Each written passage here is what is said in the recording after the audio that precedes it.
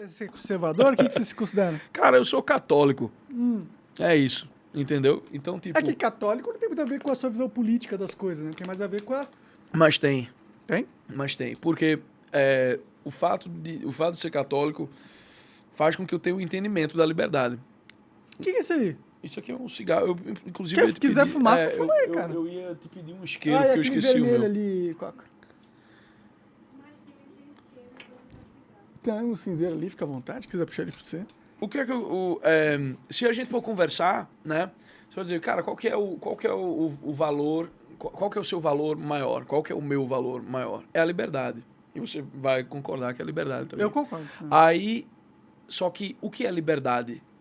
Aí a gente vai entrar se a gente for pegar, por exemplo, uns liberais mais clássicos, ou até anteriores aos liberais clássicos, se pegar, sei lá, o Hobbes, por exemplo, a liberdade ela é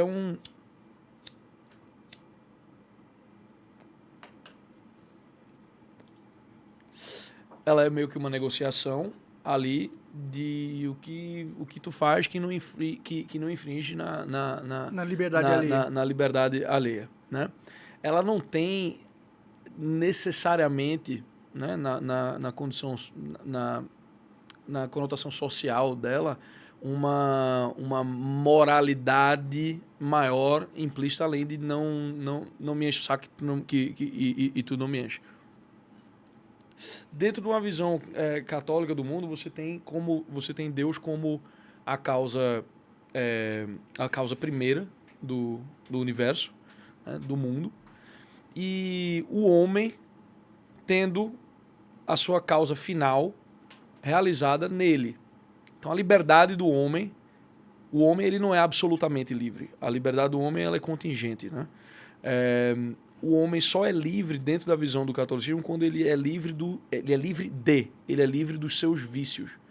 Então, o homem só é livre quando ele participa na liberdade daquele único ser que é verdadeiramente livre, que não está determinado por nada, que é o que determina as outras coisas, que é Deus. Uhum. Então, para o catolicismo, a ideia de liberdade, ela é a mesma coisa que você seguir a vontade de Deus, que é o único que é verdadeiramente livre. Você só é livre na medida que você toma parte nessa liberdade. Então aí as coisas mudam, né? Se você for pensar, se você perguntar para mim hoje, né, quem é mais livre? Um mártir cristão que esteja preso na China, certo?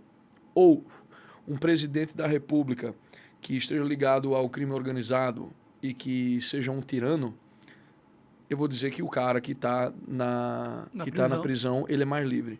Sim, porque ele é livre espiritualmente. Ele está liberto das amarras ao que prende ele ao mundo terreno. Ele é livre, a consciência dele é livre, né? Então aí, partindo disso, você começa a ter obviamente, essa é a liberdade humana, né? A liberdade individual humana dentro do catolicismo. Com a maneira com que ela vai se desenrolar dentro da polis, né? Ela vai depender, então, disso, né, aplicado no macro, né, para várias pessoas. Ou seja, a política tem que usar a sabedoria divina para reger suas regras. Sim. É por isso que o modelo geral católico é um modelo monárquico em que o rei é católico, ele precisa se submeter a isso, né, e que funcionou mal e porcamente, mas relativamente bem durante a Alta Idade Média, e na Baixa Idade Média começou a surgir já a modernidade, né? O próprio absolutismo, que é a corrupção da monarquia, ele já é uma coisa moderna, né? Tipo, então, assim, óbvio que a doutrina da igreja em relação à polis, ela mudou com o passar do tempo, não radicalmente, ela não sofreu revoluções nem nada, mas ela foi se adaptando aos tempos, né? E hoje você tem um compêndio de doutrina social da igreja, que vai te dizer o que é que vai valorizar a propriedade privada, vai valorizar a liberdade individual, mas vai entender essas coisas não como não como coisas que caem do céu, Valores mas, por si só, né? Eles têm um propósito maior. Mas como regras práticas que existem dentro de uma ordem vigente, né? E é assim, a meu ver, a visão mais realista, porque é assim que a gente experiencia a liberdade, né? Tipo, não adianta a gente dizer, por exemplo, que a gente tem um direito... A gente tem um direito natural à liberdade e tal. Tipo, eu acho incrível, sim. Tá, legal. Não adianta de nada você ter esse direito e você não poder exercê-lo, né? Então você depende da ordem vigente que vai estar ao seu redor. Você não pode exercer, você não tem, né? De verdade. Exato. Né? E essa ordem vai sempre gerar aqueles que vão cuidar desta ordem. Então você está sempre gerando um status quo para garantir a liberdade. Aí você pode chamar isso de Estado, você pode chamar isso do que você quiser. De monarquia ou de outras coisas, né? Sempre teve alguém mandando no povo, né? A gente sempre teve que ceder o poder para representantes decidirem as coisas. Então, se você for perguntar o meu posicionamento político, eu não consigo chegar numa ideologia, porque, embora eu simpatize com algumas, né? Tipo, eu acho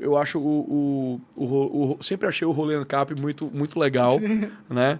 Porque tem aquela coisa do PNA e tal, que eu sempre gostei muito. E coisas que na minha juventude fizeram parte, né, da minha formação, os fóruns de discussão e tal, a galera discutindo se tinha direito a ter uma ogiva nuclear e tal. Né? tinha essas coisas. Mas se você for pegar o que eu acho a respeito de cada coisa, tem certas posições que o cara vai me dizer, tá, esse cara é de esquerda.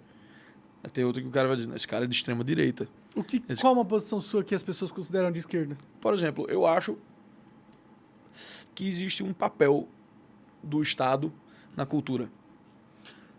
Em que sentido, por exemplo? Eu acho que, tipo, existe um lugar para o Estado promover a alta cultura do seu... Você acha que o Estado tinha que financiar certos tipos de obras? Sim. E como seria feito o filtro de que obras o Estado deveria incentivar ou não? Essa é a grande pergunta. Né? Sim. Você precisa ter uma... Você não chega com uma legislação para isso. Né? Você precisa de uma cultura anterior a essa. É por isso que a gente vive essa tragédia hoje. A gente tem ministérios de cultura, por exemplo, que, dependendo se o cara for de direita, o cara vai dizer, isso aqui é uma porcaria e vai deixar de lado. Né?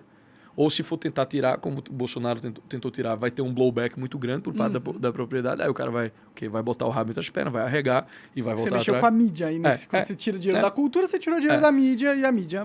Exato. É o quarto poder. Como é que, por exemplo, o Estado ateniense chegou à conclusão de que ele deveria financiar o teatro e lá a gente teve as obras de Sófocles, de Eurípides, a gente teve Aristófanes, a gente teve todos esses.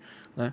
Como é que eles chegaram a esse critério? É porque não era um critério deduzido assim a priori. Precisamos ter cultura. Exato. É uma prática que está... dissolvida, de certa forma, assim, na sociedade. Você precisa de uma certa, eu diria até uma certa homogeneidade nesse sentido. Né? O povo ia todo assistir as peças, né? Sim, as histórias eram como... muita informação era passada na Idade Antiga, né? Tipo, não tinha videocassete. Como é que o Estado inglês definiu que Shakespeare mereceria uma grana, né? Uma grana, né?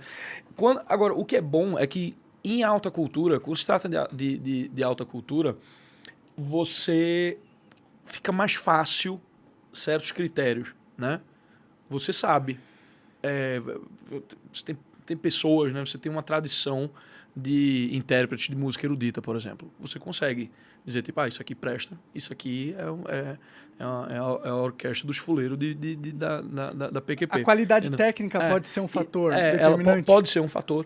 Né? Na literatura, você tem... você consegue avaliar obras. Né? Agora, quando tudo fica subjetivo... Né? Por exemplo, essa é uma posição que eu tenho. E eu acho que, inclusive, um dos problemas que a direita brasileira tem é de, por tentar ser purista ideologicamente, não olhar para a coisa como é. Por quê? Você vai ter artistas e você vai ter artistas Bom, porque o pessoal acha que no Brasil só tem funk, só tem... tem... E veja, eu não tô me colocando nesse meio não, tá? Tipo, eu não acho que o governo deveria financiar o que eu faço, não. Entendi. Porque o que eu faço é entretenimento, eu faço tipo cultura de massa, entendeu? Eu tô falando de alta cultura, eu tô falando eu entendo o argumento. Do governo ter um bom prêmio de literatura, sim, né? sim. De incentivar esse tipo de coisa. Que não custa muito, entendeu? Não é uma coisa, mas eu acho que deve existir. Porque também acontece de quando você negligencia essas coisas, os caras que estão ali... O outro lado não tá negligenciando. Aí cultura vira o quê? Cultura vira coisa comunista. Virar propaganda de um lado só. Exato. Então, tipo, aí fica... Outra coisa. Leis trabalhistas. É um negócio que eu não sou nem contra nem a favor. Eu vou ver qual que é o caso. Você, por exemplo, muita gente fala da Suécia, muita gente fala da Noruega, da Dinamarca e tal. Sim, como exemplos de onde as leis trabalhistas funcionam. O que é que esses lugares têm? Eles não têm uma CLT. Eles têm uma maneira de se organizar muito... Já muito antiga na cristandade, onde você tinha as guildas, né? Gosto disso, meu lado gamer já desperta. Falou em guilda, né? Você tem as guildas e tal, e você tem a negociação tanto você tem a negociação tanto entre os empregados como entre os empregadores.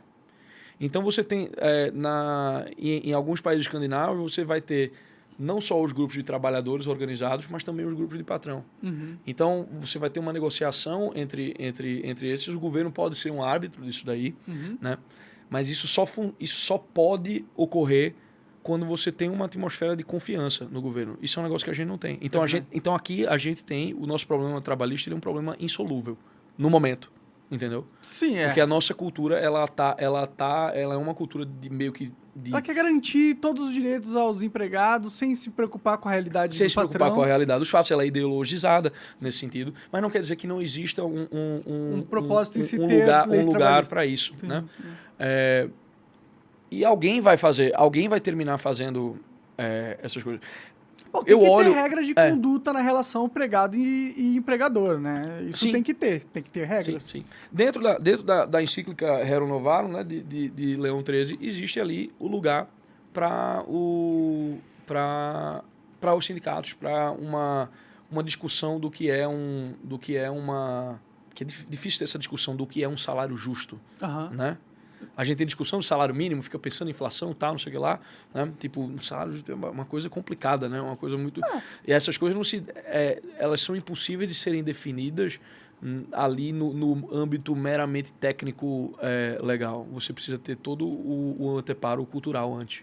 Né? Sim. Você precisa ter que na sociedade as pessoas... Quando eu digo a cultura, eu digo que as pessoas estão ali convivendo umas com as outras e tem uma certa... uma certa coisa tácita entre elas, que elas todas concordam.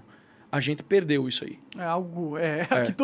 Algo que todo mundo concorda já não existe mais, realmente. Já não existe mais. E isso é típico, obviamente, onde entram os movimentos revolucionários, porque o movimento revolucionário, ele inverte tudo, né? Então, aí você vai ter um cara que, tipo, vai enxergar... eu tenho amigos de esquerda que eu converso, assim, que eu não tenho como chegar a um acordo com eles, então eu paro, a gente conversa sobre outras coisas. Né? A gente conversa sobre, sei lá, uma amenidade ou um livro que a gente leu, tá entendendo? Tipo, algum romance, assim. Porque quando começa na visão de mundo, né? A minha própria cosmovisão é uma visão de que o homem, ele é criado para fazer o bem, mas ele tem o pecado original. Na esquerda isso aí já não existe. Para a esquerda isso aí é pura ideologia. Todo mundo vítima da sociedade. Mas aí a esquerda substitui isso por outras ideologias. Uma ideologia onde não existe o pecado original, se for o caso dos russonianos, né? Tipo de um homem inocente, né? E que tem uma estrutura de poder ao redor dele que vai corrompendo e vai transformando ele. Ou até mesmo na direita, a ideia do homem, lobo do homem, é uma ideia ideológica também, a guerra do todos contra todos. Nenhuma dessas, se você for olhar, tipo, se aplica realmente ao homem. Tipo, a guerra do todo contra todos não faz sentido. você sempre vai ter uma pessoa que vai fazer alguma coisa por você, desinteressada. Ah, é raro, Entendeu? viu? Não, sério, a sua mãe, por exemplo. Ela tinha os interesses dela, né? Não, Ela tipo, tinha... mas a sua mãe, ela tá na guerra de todo contra todo com você? Não tá. Contra Ali mim? não. Existe o amor, né? Existe o amor entre as pessoas. Entre as pessoas. Então, a meu ver, a visão da igreja ela é a mais realista nesse sentido, porque ela tem um direcionamento do homem para o bem, né? Uma tendência inata que o homem tem que ir para ele se realizar, né? Como tudo tem a sua função, né? A gente vê isso no celular, a gente vê isso numa garrafa, né? Tudo evoca uma função no seu design que se realiza quando aquele ente faz aquilo para o qual ele foi feito para fazer. Então o homem tem esse direcionamento, mas ele tem a queda, né? Ele tem a capacidade de pensar coisas que não são verdadeiras. O homem é capaz de pensar coisas que não são verdadeiras. Parece que só é capaz hoje em dia. Infelizmente, então... Parece que isso...